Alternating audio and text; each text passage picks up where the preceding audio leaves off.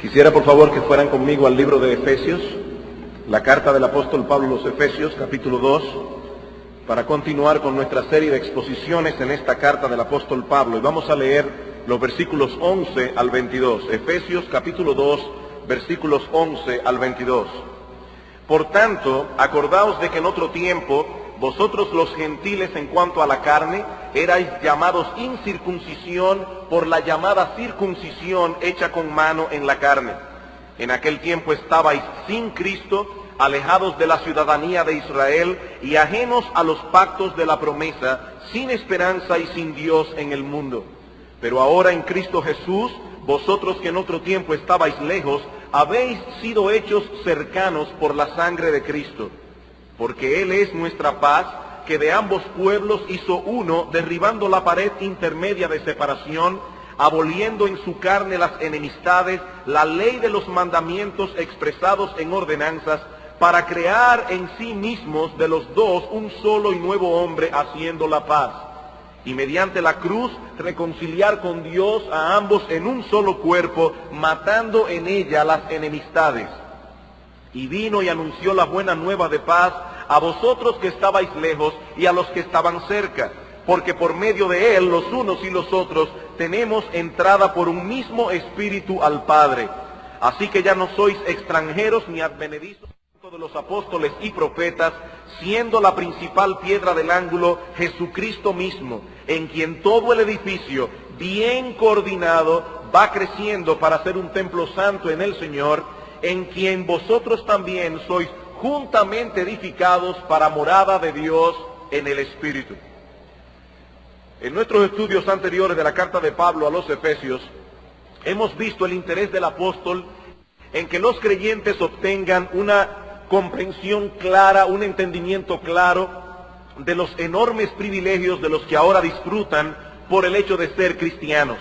Los creyentes hemos sido elegidos por Dios desde antes de la fundación del mundo para ser adoptados como sus hijos. Y conforme a ese plan soberano fuimos reconciliados. Dios nos ha dado a conocer el misterio de su voluntad.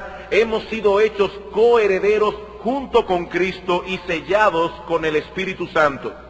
Nadie en el mundo posee los privilegios que tienen los cristianos. Privilegios que se nos han otorgado sin merecerlos en absoluto, como vimos en nuestro sermón anterior hace unos domingos atrás, en Efesios capítulo 2, los versículos 1 al 10. Ahora en el resto del capítulo 2, el apóstol Pablo continuará expandiendo este mismo tema, pero desde un ángulo distinto. Hasta este momento él había contemplado a los cristianos como individuos salvados por gracia por medio de la fe. Pero ahora va a contemplar a estos mismos individuos como parte de una comunidad de creyentes. Los privilegios que Pablo menciona a partir de Efesios 2, versículo 11, son colectivos. Privilegios que vienen a nosotros como parte del pueblo de Dios, que es la iglesia.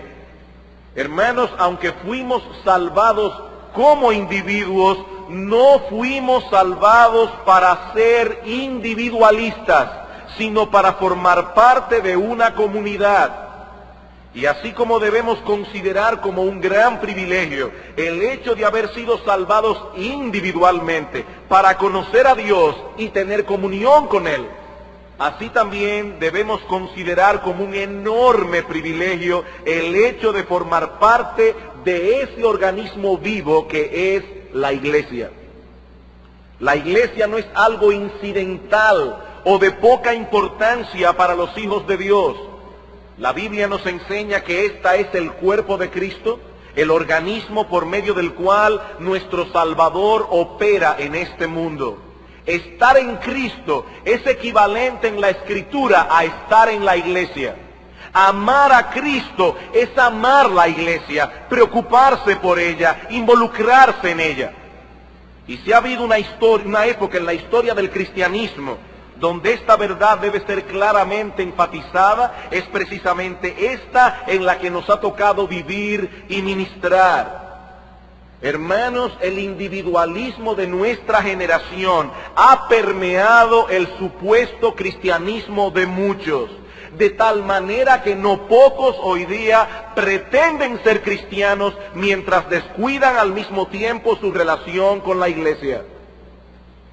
Amados hermanos, esta es una completa distorsión del cristianismo bíblico.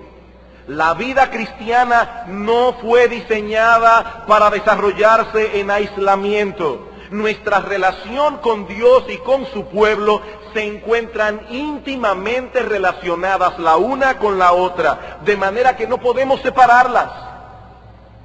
Es un enorme privilegio estar en Cristo. Es un enorme privilegio estar en su iglesia.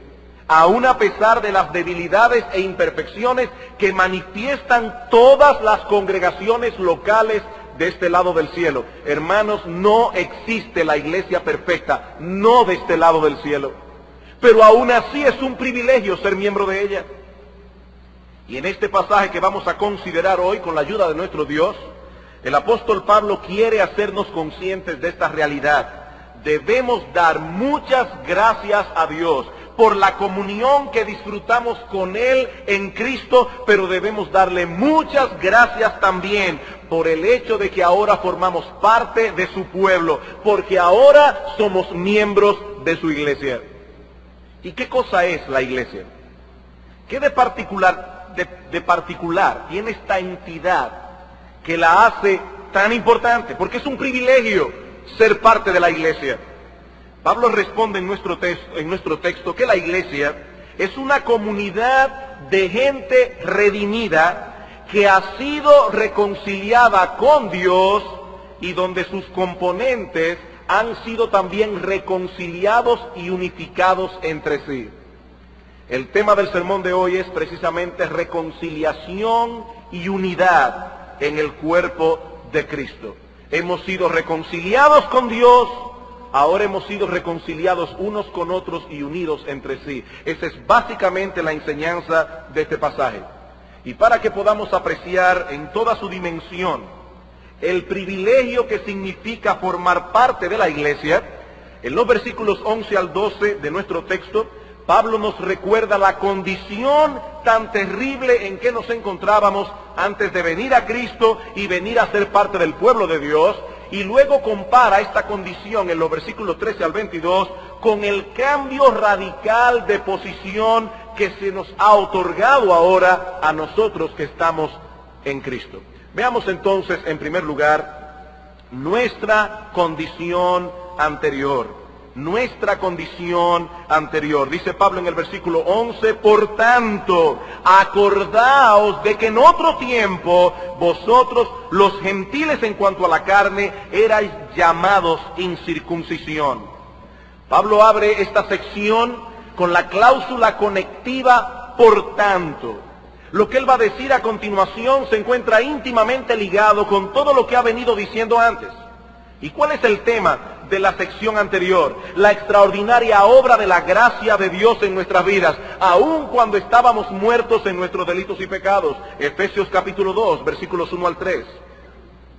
Y Él os dio vida a vosotros cuando estabais muertos en vuestros delitos y pecados, en los cuales anduvisteis en otro tiempo, siguiendo la corriente de este mundo, conforme al príncipe de la potestad del aire, el espíritu que ahora opera en los hijos de desobediencia, entre los cuales también todos nosotros vivimos en otro tiempo, en los deseos de nuestra carne, haciendo la voluntad de la carne y de los pensamientos, y éramos por naturaleza hijos de ira, lo mismo que los demás. Versículo 11, por tanto, acordaos de que en otro tiempo, etcétera, etcétera. Dice Pablo, acordaos de lo que erais en otro tiempo. Es saludable que ustedes recuerden estas cosas. Vuestro caso era realmente desesperado.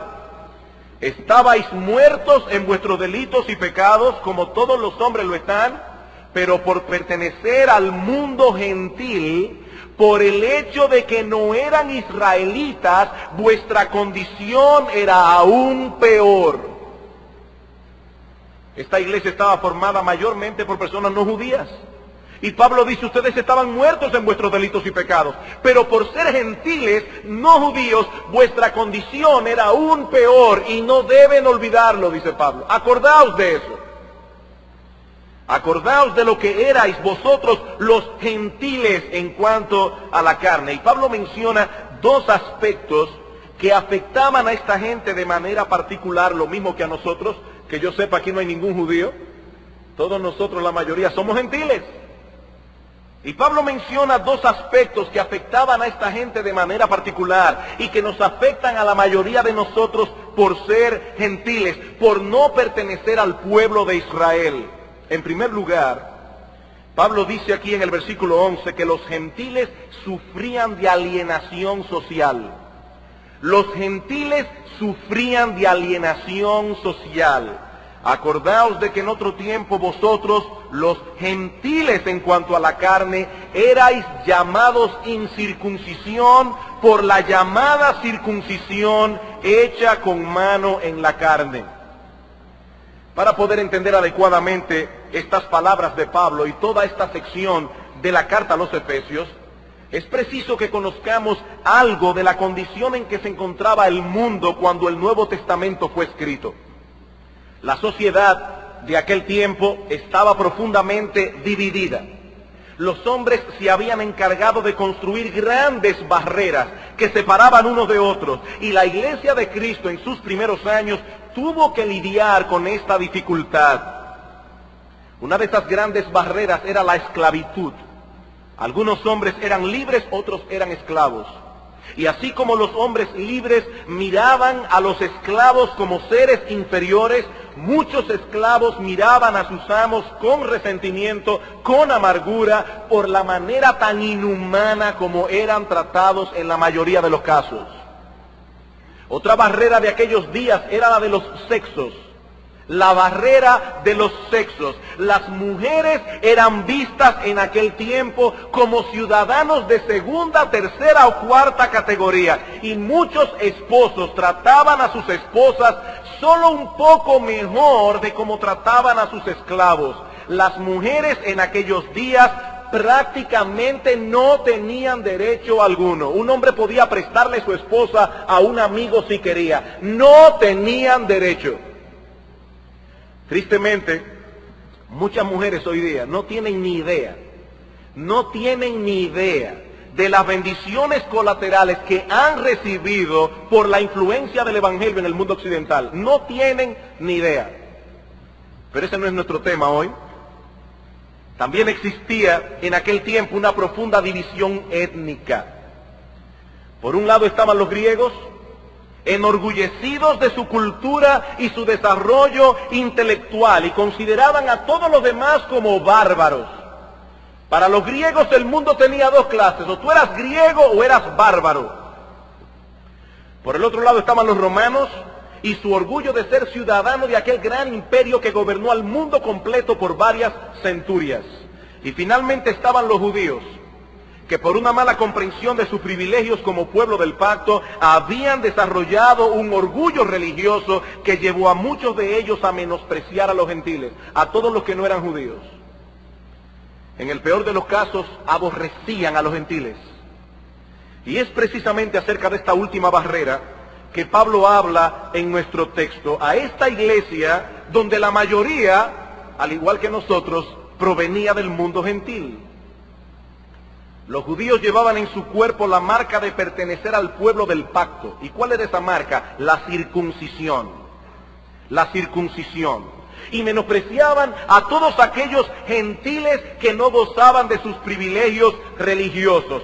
Para muchos judíos, los gentiles no eran más que perros. Perros con los que debían tener muy poco contacto. Era tal la separación que había entre estos dos pueblos, que si un judío entraba en la casa de un gentil, quedaba ceremonialmente inmundo. Por eso aquellos que fueron al patio de Pilato no quisieron entrar en su residencia cuando fueron a acusar a Cristo, para no quedar inmundos y así poder tomar la Pascua en la tarde. Ni aún era permitido a un judío asistir a una mujer gentil en su labor de parto. Y si a un judío se le ocurría casarse con una mujer gentil, su familia ipso facto la consideraba como muerto, como si hubiese muerto. Los que recuerdan aquella famosa película, El violinista en el tejado, recordarán una situación como esta. Es acerca de esta alienación social de la que Pablo está hablando aquí. El prejuicio que existía en contra de los gentiles incircuncisos por parte de los judíos era sumamente profundo. Ellos eran la circuncisión, el pueblo del pacto, los descendientes de Abraham, el amigo de Dios. Pero todos los demás eran incircuncisos. No tenían ese privilegio. Los gentiles estaban alienados, separados, tratados como una raza de gente inferior. Pero el problema de ellos no era solo de tipo social, sino también espiritual. Versículo 12. En aquel tiempo estabais sin Cristo, alejados de la ciudadanía de Israel y ajenos a los pactos de la promesa, sin esperanza y sin Dios en el mundo. Alienados socialmente, alienados espiritualmente. Aunque los gentiles no eran inferiores en modo alguno en relación con el pueblo de Israel, ciertamente ellos estaban en desventaja. Y Pablo menciona aquí 5 aspectos distintos de esa alienación espiritual que sufrían los gentiles en contraposición a todos los privilegios que gozaban los judíos por pertenecer al pueblo del pacto. En primer lugar, estos gentiles estaban sin Cristo. Sin Cristo. No tenían conexión alguna con el Mesías prometido en el Antiguo Testamento. Ese Mesías que los judíos piadosos esperaban con todas sus fuerzas. Todos los sacrificios, ritos, ceremonias del Antiguo Testamento señalaban hacia Cristo. Y todos los judíos que fueron salvos en aquel tiempo se salvaron porque creyeron en esa promesa. Desde Adán hasta que Cristo vuelva, todos los hombres se salvarán por la fe. Antes de Cristo se salvaban por el Mesías que habría de venir. Ahora por el Mesías que ya vino. Pero todos por la fe. Pero los gentiles estaban completamente ajenos a estas cosas. Ellos estaban sin Cristo. Ellos no sabían nada del Mesías prometido, nada de la obra que él habría de realizar para dar por terminado el pecado y todas sus terribles consecuencias. En segundo lugar, dice Pablo que ellos estaban alejados de la ciudadanía de Israel, excluidos de aquella nación escogida por Dios para traer su revelación al mundo y sobre todas las cosas para traer por medio de este pueblo a nuestro Señor Jesucristo. Israel gozaba de la especial protección de Dios y sobre todo de su revelación. Era una ventaja ser judío, dice Pablo en Romanos 3, en aquel tiempo. Pero los gentiles estaban excluidos. Ellos no disfrutaban de los tratos de Dios para con su pueblo. Ellos no conocían nada de esas leyes justas que Dios había dado por medio de Moisés, nada de las profecías, nada de las promesas de Dios. Estaban sumidos en las más densas tinieblas y oscuridad, excluidos de la ciudadanía de Israel. En tercer lugar, dice Pablo, estaban ajenos a los pactos de la promesa. Estaban ajenos a los pactos de la promesa, a todas aquellas promesas juradas de Dios para con su pueblo y que apuntaban precisamente hacia la venida del Mesías. Ellos no tenían ninguna promesa en la cual confiar con toda seguridad. Consecuentemente, y en cuarto lugar, dice Pablo que ellos estaban sin esperanza. Sin esperanza, no tenían nada seguro que esperar aparte de la muerte y un futuro incierto y oscuro. Y por si todo esto fuera poco, Pablo concluye esta terrible descripción diciéndonos que los gentiles vivían sin Dios en el mundo. Sin esperanza y sin Dios en el mundo. Adoraban a sus ídolos de madera y de piedra, pero desconocían al único Dios vivo y verdadero que hizo el universo y lo sostiene con la palabra de su poder. Tal era la condición de estos gentiles en el antiguo pacto, en total y completa orfandad, a merced de religiones y filosofías extrañas. Ciertamente en el Antiguo Testamento algunos gentiles abrazaron la fe verdadera, como fue el caso de Rahab, como fue el caso de Ruth, pero lo cierto es que la mayoría continuó sumido en la más degradante idolatría, despreciando el abundante testimonio que Dios había dado al mundo de su creación, a través de su creación. Como dice Hendrickson, fueron semejantes a marineros que sin brújula ni guía se hallaban a la deriva en una nave sin timón, en noche sin estrellas, en medio del tempestuoso mar, lejos del puerto. Así estaban los gentiles. No solo los gentiles que vivían en Éfeso, los gentiles en el mundo entero. Mis amados hermanos, esa era la condición de nuestros indios antes de la llegada del Evangelio a estas tierras. Ellos estaban sin Cristo, sin ciudadanía, sin promesa, sin esperanza y sin Dios.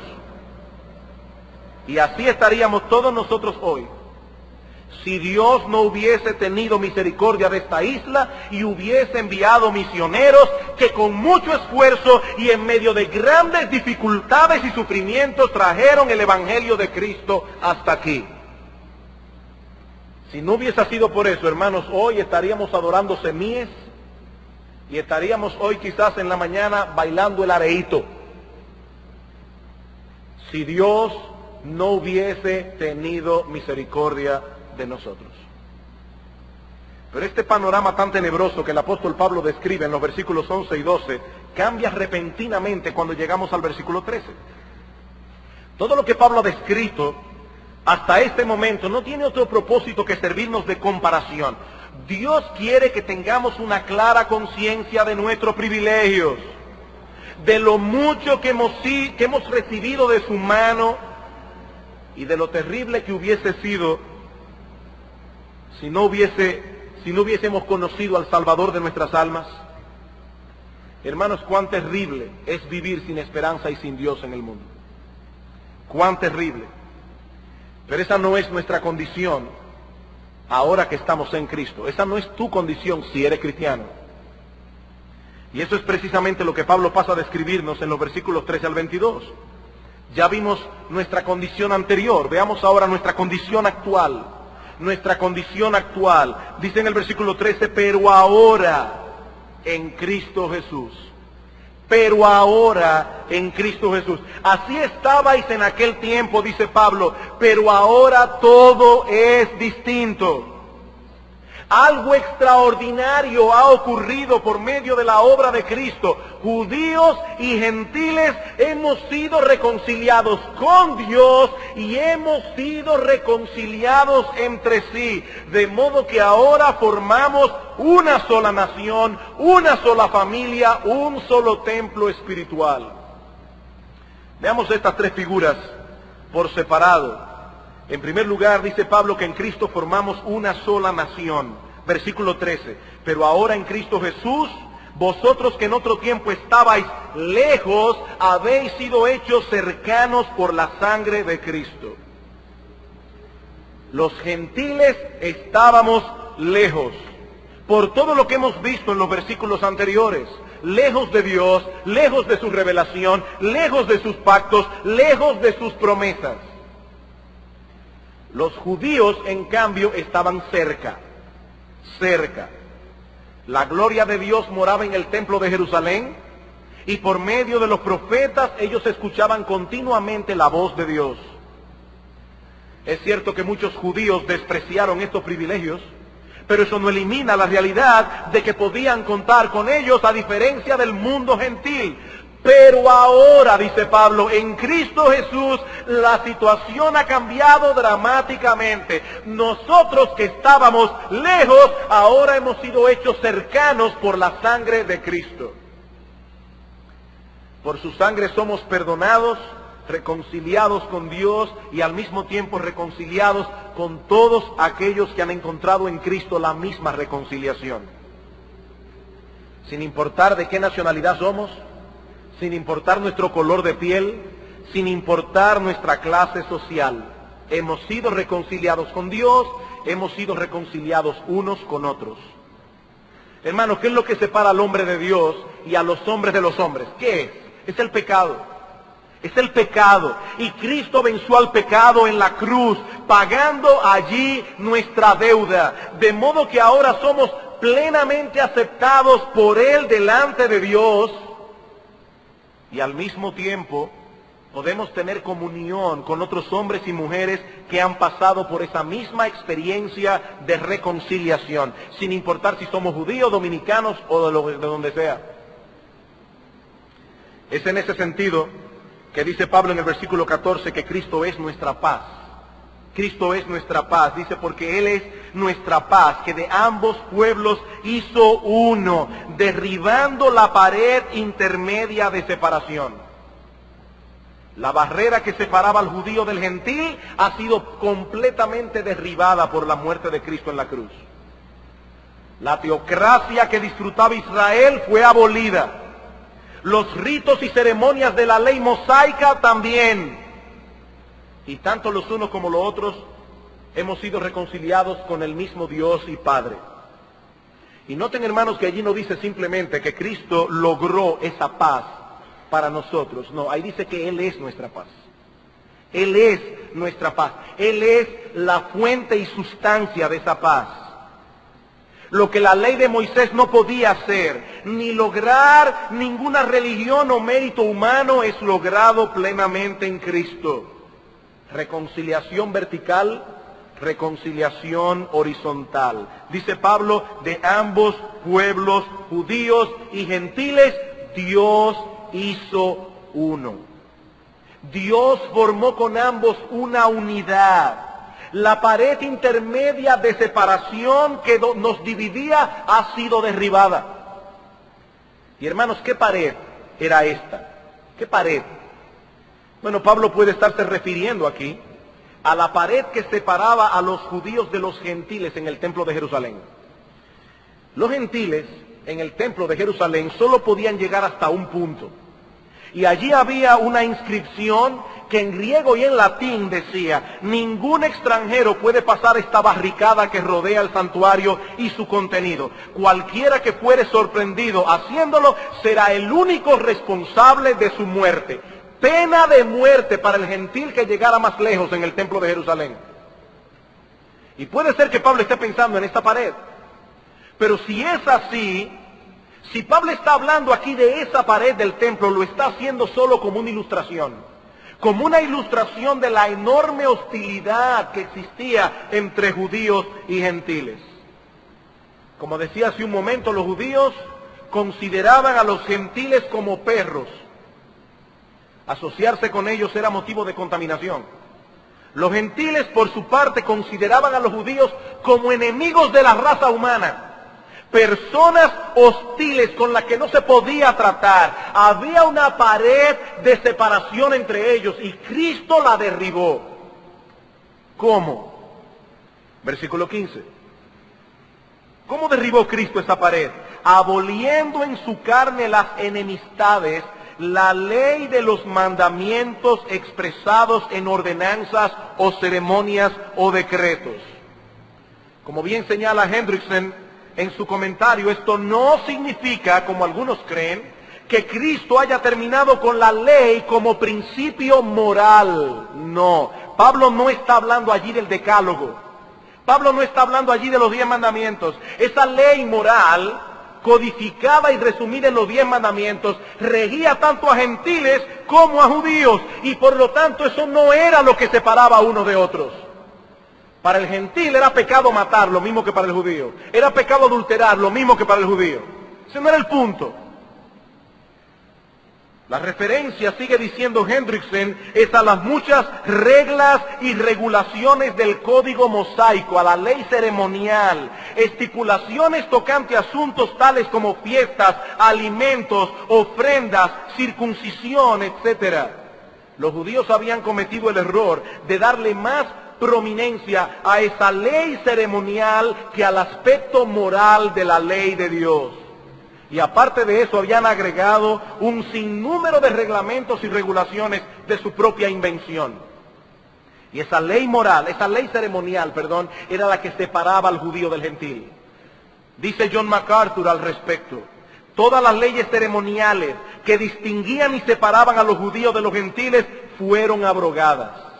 Antes de Cristo, estos grupos no podían comer juntos por causa de la restricción de alimentos, de los lavados requeridos, de la contaminación ceremonial. Ahora podían comer lo que quisieran y con quien quisieran. Antes de Cristo, ellos no podían adorar juntos. Un gentil no podía adorar plenamente en el templo judío y, por supuesto, un judío no podía adorar en un templo pagano. Ahora en Cristo, sigue diciendo MacArthur, ellos adoran juntos y no tienen necesidad de templo u otro lugar sagrado para santificarlo. Todas las distinciones y requerimientos ceremoniales han sido removidos. Termina la cita. Ahora Dios ha creado en Cristo un solo y nuevo hombre, dice Pablo, una nueva humanidad, que es la iglesia, formada por judíos y gentiles. Y tanto los unos como los otros, juntos en ese pueblo, han sido reconciliados con Dios. Versículo 15 otra vez al 16, aboliendo en su carne las enemistades, la ley de los mandamientos expresados en ordenanzas, para crear en sí mismos de los dos un solo y nuevo hombre, haciendo la paz, y mediante la cruz reconciliar con Dios a ambos en un solo cuerpo, matando en ella las enemistades. Hermanos, nosotros vivimos en un mundo lleno de contiendas, divisiones, enemistades. En estos mismos días, la situación entre palestinos y judíos se ha agravado mucho más. Y por más esfuerzos que se realizan, cada día los hombres construyen barreras más altas entre sí. Y lo que este texto nos enseña es que solo Cristo puede reconciliar al hombre con Dios y al hombre con el hombre. Hermanos, el Evangelio es la única respuesta para este mundo lleno de fricciones y contiendas. No es las Naciones Unidas, hermanos, es el Evangelio de Jesucristo. Las partes contendientes tienen que encontrarse la una con la otra en la cruz del Calvario. De lo contrario, no habrá verdadera y permanente reconciliación. No son las Naciones Unidas, hermanos, es el Evangelio de Jesucristo. La raíz de las enemistades es el pecado, y el pecado solo encuentra remedio en la cruz. Allí, dice Pablo, Cristo mató las enemistades, pero en la cruz. Pero Cristo hizo algo más a favor de estos efesios y a favor de nosotros, que también somos gentiles. Y esto sí que es sorprendente, hermanos. Versículo 17. Y vino y anunció la buena nueva de paz a vosotros que estabais lejos y a los que estaban cerca, porque por medio de él los unos y los otros tenemos entrada por un mismo Espíritu al Padre.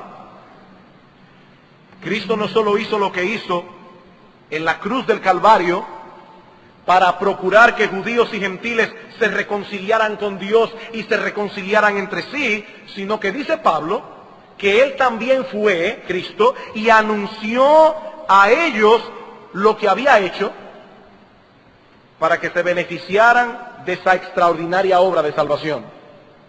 Y nos preguntamos, hermanos, ¿cuándo fue que Cristo hizo eso? ¿Cuándo fue que Cristo fue a Éfeso?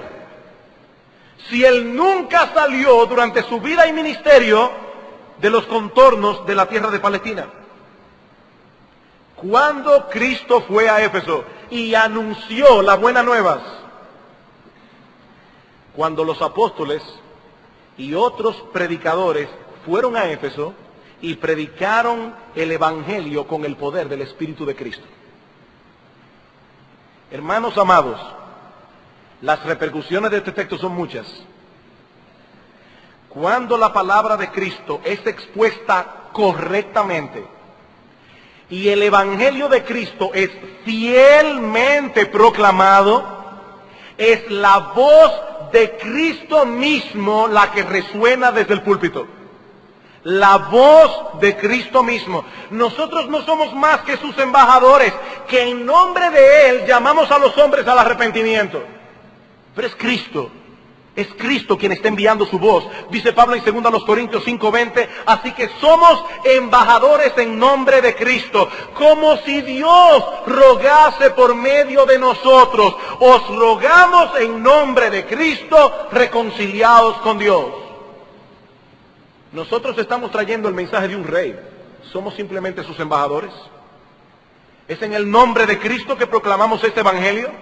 ¿Es en su nombre que llamamos a los pecadores al arrepentimiento? ¿Es su voz la que obra en el corazón de los hombres por medio de la predicación de la palabra? Vamos por un momento a Romanos capítulo 10. Romanos capítulo 10. Un texto muy conocido, pero que contiene un pequeño detalle que a veces pasamos por alto.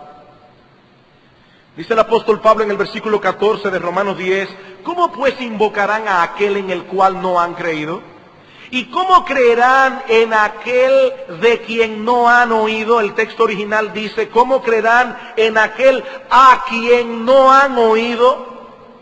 ¿Y cómo oirán sin haber quien les predique? ¿Y cómo predicarán si no fueren enviados? Como está escrito, cuán hermosos son los pies de los que anuncian la paz, de los que anuncian buenas nuevas. Mas no todos obedecieron al evangelio, pues Isaías dice, Señor, ¿quién ha creído a nuestro anuncio? Así que la fe es por el oír, y el oír por la palabra de Dios. Dice Pablo aquí, ¿cómo los hombres van a creer en alguien de quien no han oído? ¿Cómo invocarán a aquel en el cual no han creído? ¿Y cómo creerán en aquel a quien no han oído? ¿Y cómo oirán sin haber quien les predique? Pablo está diciendo, ¿cómo pueden creer en Cristo si no han oído su voz? ¿Cómo pueden creer en aquel a quien ellos no han oído? ¿Y cómo oirán la voz de Cristo si no hay quien les predique? Así que la fe es por el oír, y el oír por la palabra de Dios. Yo siempre que leí este texto de Romanos me causaba confusión, porque yo decía, ¿por qué Pablo no puso allí simplemente que la fe es por el oír la palabra de Dios? Pero eso no es lo que el texto dice. Ahí dice que la fe viene por el oír. ¿El oír qué cosa? La voz de Cristo, de la que él habló en el versículo 14. Y el oír la voz de Cristo es a través de la predicación de la palabra de Dios. Así que la fe viene por el oír. Y el oír la voz de Cristo por la predicación de la palabra de Dios. Hermanos, no es cosa ligera lo que ocurre cada domingo en las iglesias de Cristo. Dios se hace presente en el culto de adoración y la voz de su Hijo es escuchada cuando la palabra es fielmente expuesta. Como alguien ha dicho, aquellos que rechazan el evangelio no están rechazando al predicador que lo trae, sino al Hijo de Dios mismo. Dice el Señor en Lucas 10:16, el que a vosotros oye, a mí me oye. Y el que a vosotros desecha, a mí me desecha. Y el que me desecha a mí, desecha al que me envió. Hermanos, cuánta atención debemos poner a la palabra de Dios predicada. Cuánta atención. Ciertamente el predicador tiene sobre sus hombros una enorme responsabilidad. Él tiene que interpretar adecuadamente el texto bíblico y traspasar fielmente la mente de Cristo a la iglesia a través de la exposición de la palabra. Eso es una enorme responsabilidad. Pero los que escuchan tienen también una enorme responsabilidad cuando esa palabra es fielmente expuesta. Atender a esa predicación como si fuera la voz de Cristo mismo.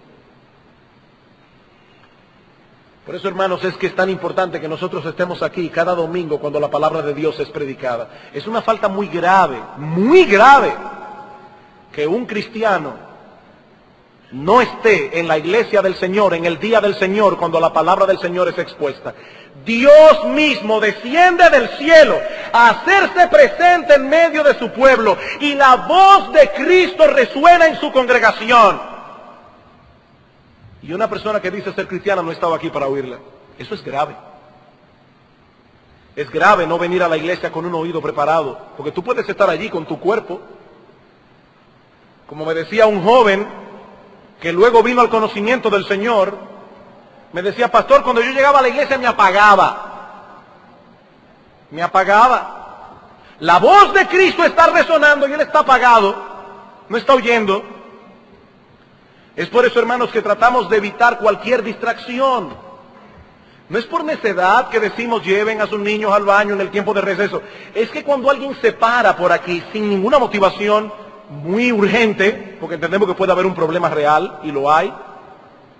Pero hermanos, cuando un jovencito, un niño, un varón, adulto se para, distrae a mucha gente. Mucha gente es distraída. No es por necedad. Cuando alguien pasa por esa ventana caminando, distrae.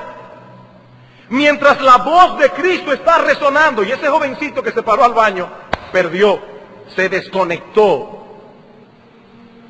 Y nosotros como padres tenemos que estar conscientes de eso para evitar que eso ocurra, a menos que no sea necesario. Es la voz de Jesucristo resonando en medio de su pueblo. Aquellos que reciben esta palabra y aceptan el mensaje del Evangelio, dice Pablo, ahora tienen libre entrada en la presencia de Dios. Versículo 18 de Efesios 2. Porque por medio de Él, los unos y los otros tenemos entrada por un mismo Espíritu al Padre. Y esa palabra que Pablo usa aquí, y que en nuestras versiones se traduce como entrada, hace referencia a la labor que hacían algunos oficiales de la corte en aquellos días para introducir a una persona en la presencia del rey.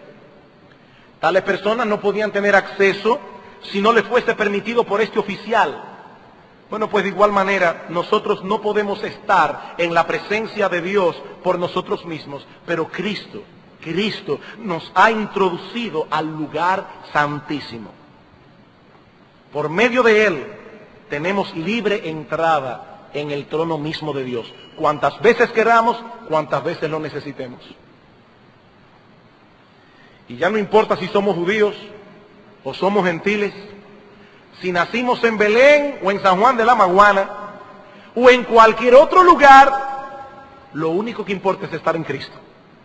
Lo único que importa es estar en Cristo, porque todos los que ahora están en Él forman parte del verdadero Israel. Versículo 19. Así que ya no sois extranjeros ni advenedizos, sino conciudadanos de los santos. Ya no somos extranjeros, ahora somos ciudadanos. Y yo me pregunto, hermanos, ¿ciudadanos de qué nación? De la misma de la que antes estábamos excluidos. Dice en el versículo 12 que en aquel tiempo estabais sin Cristo, alejados de la ciudadanía de Israel. Pero ya no más, ya no más. Nosotros somos el Israel de Dios. Todas las promesas que Dios le dio a Abraham, todas las promesas que Dios le dio al pueblo de Israel en el Antiguo Testamento, hermanos, son nuestras.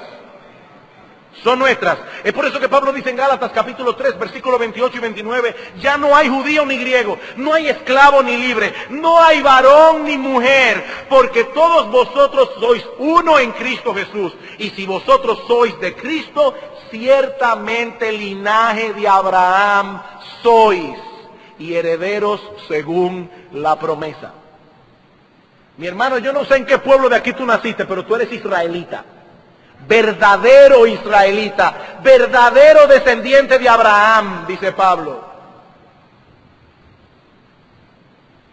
Ahora somos en Cristo una nación. Pero Pablo usa dos figuras adicionales en el texto que veremos mucho más brevemente. No solo somos en Cristo una sola nación, sino que también formamos una sola familia. una sola familia. Dice en el versículo 19, así que ya no sois extranjeros ni advenedizos, sino conciudadanos de los santos y miembros de la familia de Dios. Miembros de la familia de Dios. La comunión de los creyentes entre sí está supuesta a ser sumamente cercana y cálida. Nosotros somos una sola familia, donde todos somos hermanos entre sí y tenemos un mismo Padre.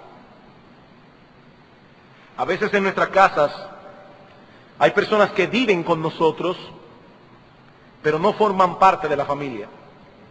Ellos no tienen los mismos derechos que los demás tienen, ellos no disfrutan de la misma intimidad. Cuando vamos a hablar de cosas de la familia, lo hablamos en privado, no incluimos a estas personas.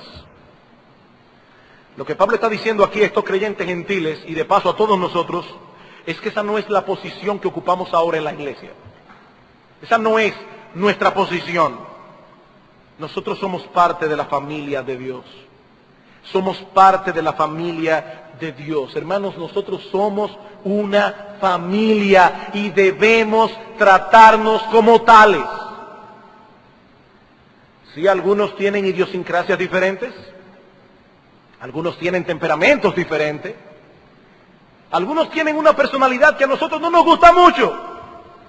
¿Pero acaso no pasa eso entre los mismos hermanos de carne y sangre? Eso no quita que seamos una familia. Eso no quita que nosotros procuremos tener un trato cercano, íntimo, cálido con todos los miembros del cuerpo de Cristo. Somos una familia. Pero no solo eso, Pablo dice en tercer lugar que somos un solo templo. Un solo templo, versículo 20. Edificados sobre el fundamento de los apóstoles y profetas, siendo la principal piedra del ángulo Jesucristo mismo, en quien todo el edificio, bien coordinado, va creciendo para ser un templo santo en el Señor, en quien vosotros también sois juntamente edificados para morada de Dios en el Espíritu. Esta figura es demasiado densa para poder explicarla exhaustivamente en los pocos minutos que nos restan. Pero básicamente lo que Pablo nos está diciendo aquí es que la iglesia de Cristo es como un gran templo espiritual, un gran templo espiritual. El fundamento de esa edificación es la enseñanza de Cristo revelada a través de los apóstoles y profetas en el Nuevo Testamento. Los apóstoles fueron hombres escogidos por Cristo para revelar por medio de ellos su voluntad a la iglesia.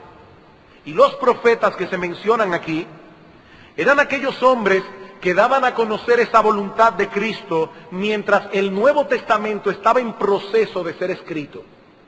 En aquel tiempo ellos no tenían una Biblia para decir Pablo dice esto, Pedro dice aquello. Habían profetas en la iglesia que se levantaban y daban a conocer la voluntad de Cristo. Una vez completado el Nuevo Testamento, y las iglesias contaban con los escritos apostólicos, ese don de profecía cesó por completo, por completo. Todo lo que Cristo quiere revelar a su iglesia, ya lo dijo, hermanos. Todo lo que Cristo quiere que su iglesia sepa, ya lo dijo por medio de sus apóstoles. Ya no hay visiones, ya no hay sueños, ya no hay profecías. Todo está escrito en la palabra de Dios. Ellos pusieron el fundamento, dice Pablo, y sobre ese fundamento edifican ahora todas las iglesias verdaderas del Señor. Y la piedra angular, que en aquel tiempo era la piedra que le daba coherencia y armonía a todo el edificio, dice Pablo, es Jesucristo mismo. Él es la piedra angular. Él es la roca sobre la cual está fundada la iglesia. No Pedro, ni ninguno de los apóstoles. Cristo es la piedra angular. Y de esa roca depende no solo la coordinación de este templo espiritual, sino también su crecimiento. Este es un edificio extraño porque es un edificio que crece. Dice en el versículo 21 del capítulo 2, en quien todo el edificio bien coordinado va creciendo para ser un templo santo en el Señor. ¿Es Cristo quien da los dones que su iglesia necesita? ¿Es Cristo quien añade a sus iglesias los que han de ser salvos? ¿Es Cristo quien da de la gracia de su Espíritu para que los cristianos se fortalezcan y crezcan en su fe? Es Cristo quien hace todo eso. Finalmente Pablo nos dice que ese templo espiritual que es la iglesia, formado de judíos y gentiles redimidos por la sangre de Cristo, es el lugar donde Dios manifiesta su gloriosa presencia en esta era del nuevo pacto. Dice, para ser un templo santo en el Señor, en quien vosotros también sois juntamente edificados para morada de Dios en el Espíritu.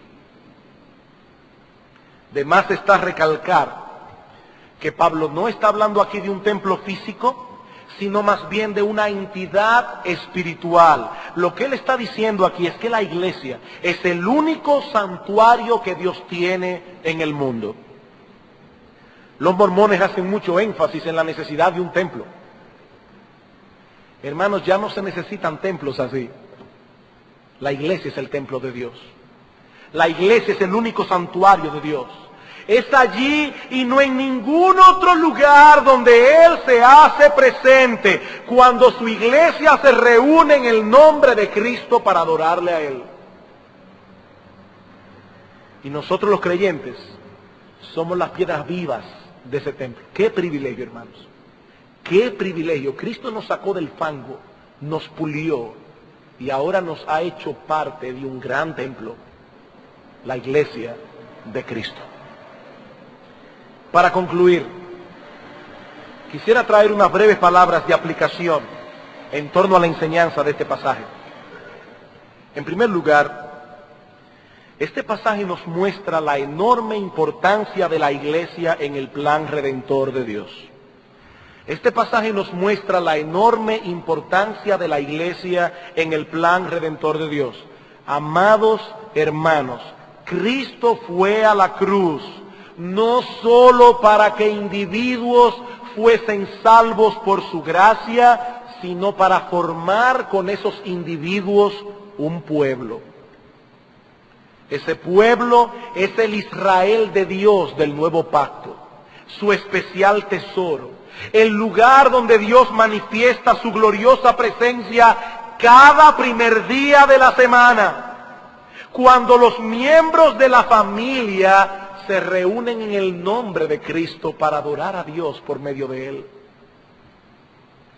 Amados hermanos, no hay nada en el mundo que sea más importante que la iglesia. No hay nada en el mundo que sea más importante que la iglesia.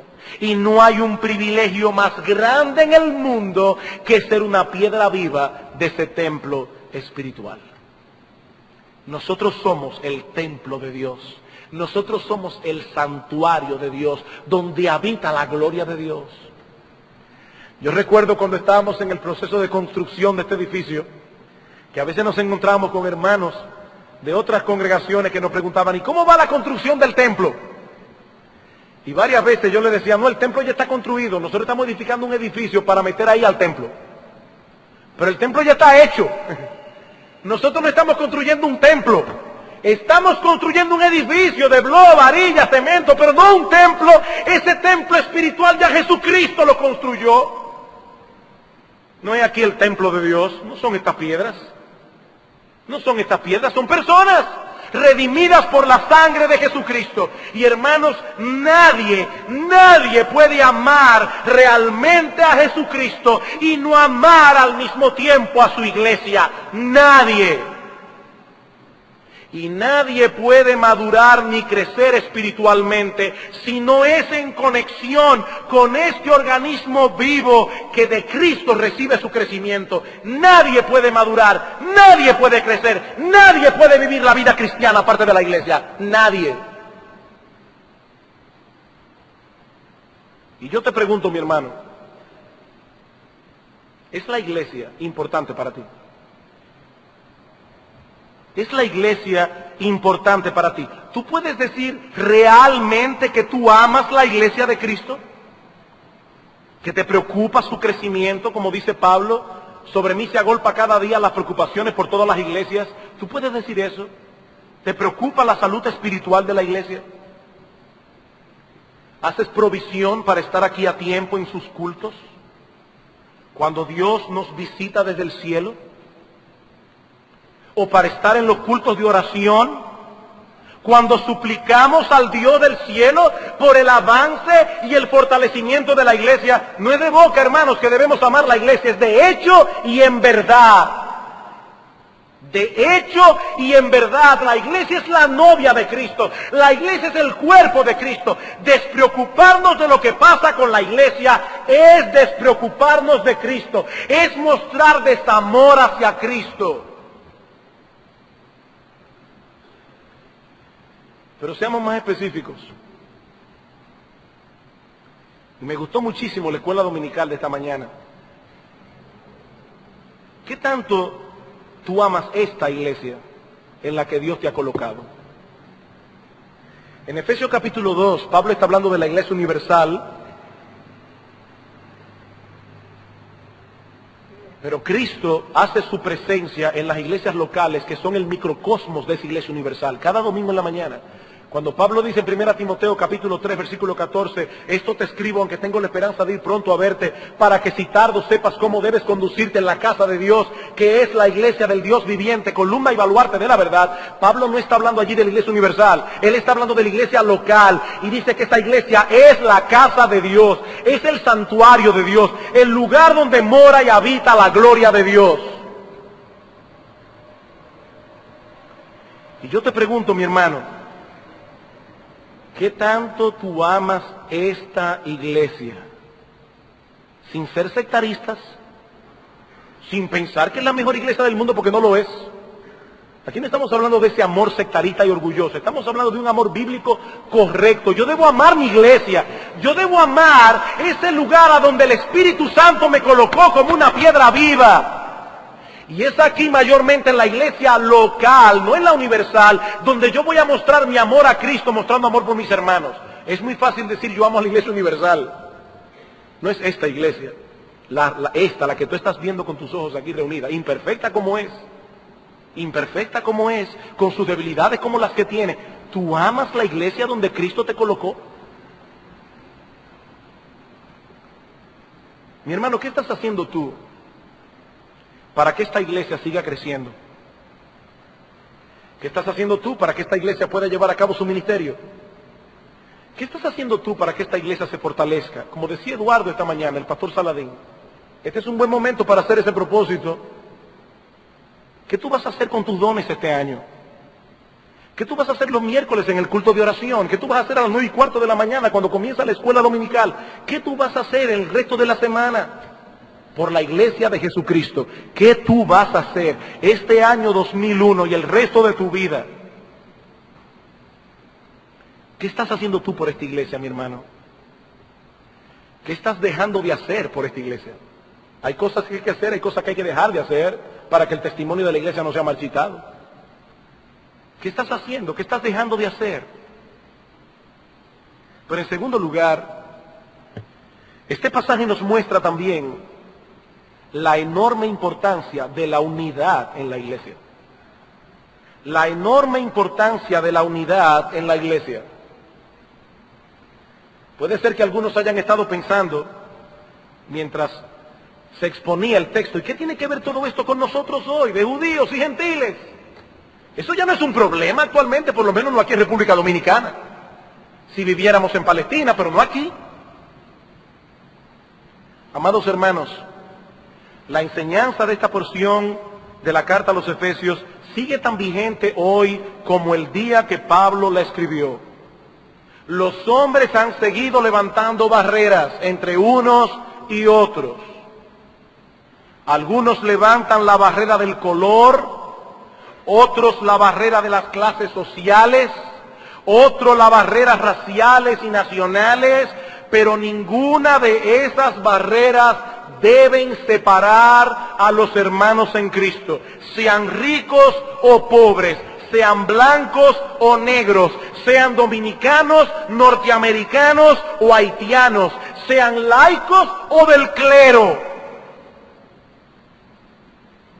Si estamos en Cristo, pertenecemos a la misma familia, a la misma nación, al mismo templo espiritual, y debemos manifestar, hermanos, esa relación filial a través de una relación cálida y tierna con nuestros hermanos, con todos ellos, con todos ellos.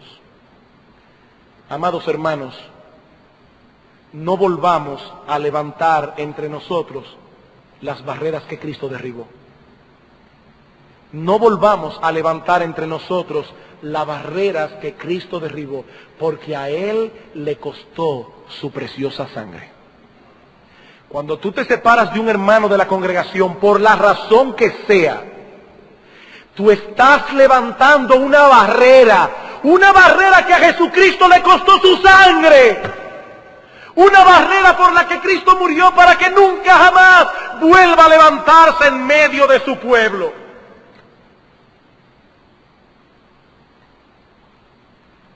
Sí, todavía tenemos pecado morando en nuestro interior y esos pecados causan fricciones entre los creyentes. Que nadie piense que de este lado del cielo va a ser distinto. Pero nuestro bendito Dios nos ha dejado en la Biblia principios para solucionar esos conflictos.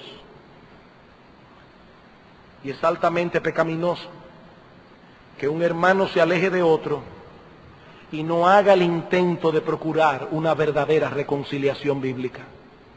Altamente pecaminoso. Ese es un buen propósito para este año. Este es un buen propósito. Tener una relación cada vez más amplia con el pueblo de Dios, pero de manera particular con este lugar donde Cristo me ha colocado como una piedra viva en su iglesia. Y en cuanto a ti, mi amigo, si tú no estás en Cristo, mi amigo, entiende la terrible condición en que te encuentras y que Pablo describe en el versículo 12. Tú estás sin Cristo, sin ciudadanía, sin promesa, sin esperanza, sin Dios, sin Dios. Pero no tienes por qué seguir viviendo así. Sin esperanza y sin Dios en el mundo, no tiene por qué seguir siendo así. El Hijo de Dios derramó su sangre en la cruz para que los hombres encuentren en Él reconciliación y perdón. Mi amigo, no deseches la palabra de Cristo en este día, porque no será a mí a quien despreciarás. No es a mí, sino al único que puede salvar tu alma y reconciliarte con Dios. No es a mí que me estás desechando, es al Hijo de Dios, a nuestro gran Dios y Salvador Jesucristo. Vamos a orar.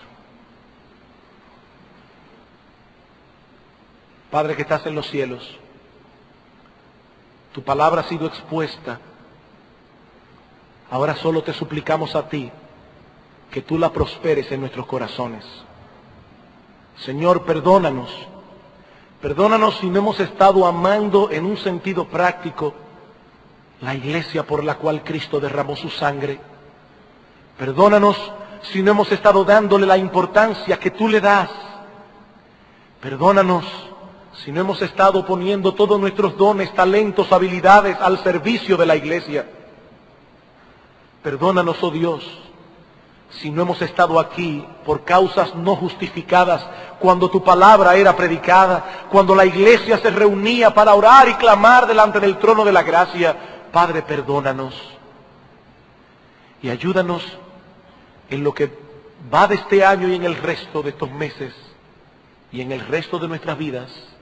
Ayúdanos a ver la iglesia con los mismos ojos con que Cristo la ve. Nuestro Señor, perdónanos también si hemos estado levantando en torno a nosotros algunas barreras que Cristo quiso derribar por medio de su preciosa sangre. Perdónanos, oh Dios, si no hemos estado haciendo uso de los principios que tú nos has dejado en tu palabra para solucionar conflictos. Ayúdanos, oh Dios, para dar un testimonio poderoso al mundo del evangelio de la reconciliación. Ayúdanos, oh Dios, como iglesia, que cualquier persona que venga en medio nuestro pueda decir: verdaderamente Dios está en medio de ellos, porque mirad cómo se aman. Ven, oh Dios, prospera tu palabra, porque te lo suplicamos en Cristo. Amén.